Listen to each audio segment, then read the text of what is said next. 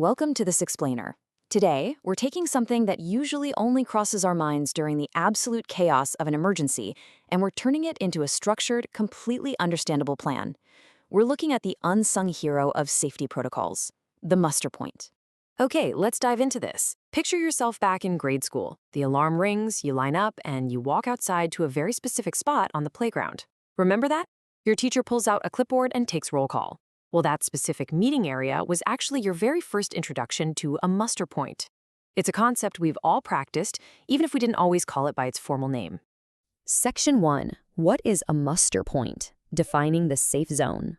So what exactly is it? A muster point, which you might also hear called an emergency assembly point, is simply a safe, pre-designated location where absolutely everyone gathers during an emergency evacuation.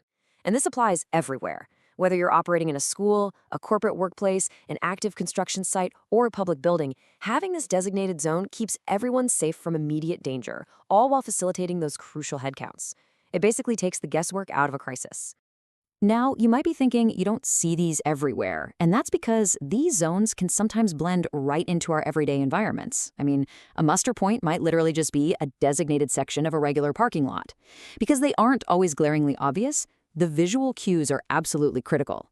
You can spot a standard muster point sign by looking for a green and white color scheme. It typically features 3 or 4 figures standing together in the center, with 4 arrows pointing inward toward those figures from the corners. That sign? That is your beacon when things go wrong.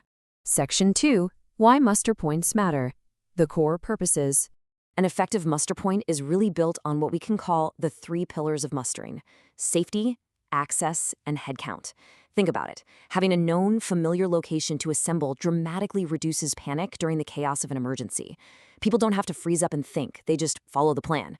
It gives evacuees a safe haven away from the hazard, and honestly, most importantly, it allows safety officers to perform roll calls and quickly figure out who might be missing or trapped inside. And that headcount isn't just to check a box for HR, it is vital, life-saving information for the professionals. Organized mustering directly guides first responder search efforts. If you know exactly who is missing, emergency teams aren't wasting precious time searching totally empty wings of a building. It highlights potential risk areas, which leads directly to significantly faster rescues and a much more efficient use of emergency resources. Section 3. Choosing the location. Physical requirements. And this brilliantly illustrates one of the most vital rules of thumb in safety planning, the 1.5x rule. The designated point must be at a distance of at least 1.5 times the height of the tallest building in your facility. Why is that? Because you have to account for the physical fallout of an emergency. This specific distance prevents fire, toxic fumes, or flying debris from reaching your evacuated personnel. It's literally basic geometry keeping people alive. Building on that distance rule, let's run through a quick 5-point checklist for the perfect location. First up, safe surroundings. It obviously has to be free of hazards. Second, safe distance, which we just covered.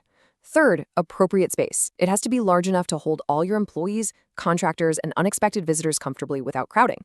Fourth, it absolutely must be accessible to everyone. And finally, number 5, it should ideally have access to emergency assets.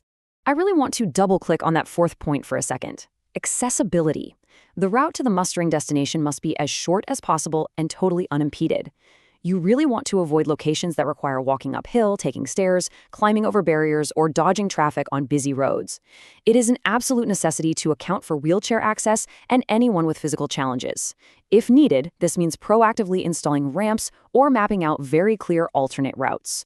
But wait, you also have to evaluate the surrounding environment itself. Because let's face it, different emergencies dictate different safe zones. For instance, you need to avoid proximity to power lines or tall trees that could easily be knocked over by heavy winds. Or, say a hazmat incident releases toxic gases, you have to consider wind direction. Or if your site is prone to flooding, an uphill location suddenly becomes critical. Thorough hazard evaluation ensures your safe zone doesn't accidentally become a danger zone. Section 4. Building your plan. Standard operating procedures and execution. Okay, so a comprehensive plan requires solid structure. You need to explicitly assign emergency managers. These could be EHS, security teams, or floor wardens, so there is zero doubt about the chain of command. You'll also want to designate an emergency communication center to coordinate with first responders. Plus, you've got to document all your processes, including those alternative routes we talked about. And crucially, you have to schedule drills, usually every 3 to 12 months depending on your risk level. Practice is what ensures everyone is decisive, not panicking when a real crisis hits. So, the crucial point here is that emergencies are by nature completely dynamic. They happen incredibly fast and can change in an instant. You just cannot plan perfectly for every single variable. Your plans have to be flexible. If your primary muster zone is suddenly blocked by, say, downed power lines, your workforce needs to know exactly where the backup alternative muster points are located without hesitating. Section 5. Digital mustering. The tech revolution. Now, what's really interesting about this slide is the sheer contrast in efficiency. On one side, we have the total chaos of manual headcounts, a designated person with a clipboard trying to shout over blaring alarms, and really only accounting for the staff they actually know are supposed to be there. On the flip side, we have digital mustering. This software sends automated real-time SMS alerts directly to people's phones. It instantly accounts for people who are working off-site that day, and it enables two-way mobile communication. So an employee can literally text back instantly to say whether they're safe or trapped. It's a game changer. And the true power unlocks when this emergency software is integrated directly into an all-in-one facility management platform. By synchronizing with the building's visitor logs, the system ensures that even untrained visitors, temporary guests, or contractors instantly receive critical mustering information and maps right on their mobile devices, the very second an incident occurs. Literally, no one is left out of the loop. Let's move to the next slide and see how this builds a complete physical safety ecosystem as well.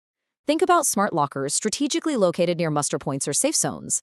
Day-to-day, they maintain strict security, preventing unauthorized access. But during a crisis, they instantly provide tracking and access to life-saving tools. Things like first aid kits, defibrillators, PPE, flashlights, and vital facility keys for the first responders. It puts the right tools exactly where they're needed. We've covered the definition, the physical requirements, the standard operating procedures, and the amazing digital tools that make mustering so effective today. But at the end of the day, all of this relies on individual awareness. So I want to leave you with this final thought to really evaluate your own workplace preparedness. If an alarm sounded right now, right where you are sitting, would you know exactly where to go? Thanks for joining me for this explainer, and stay safe out there.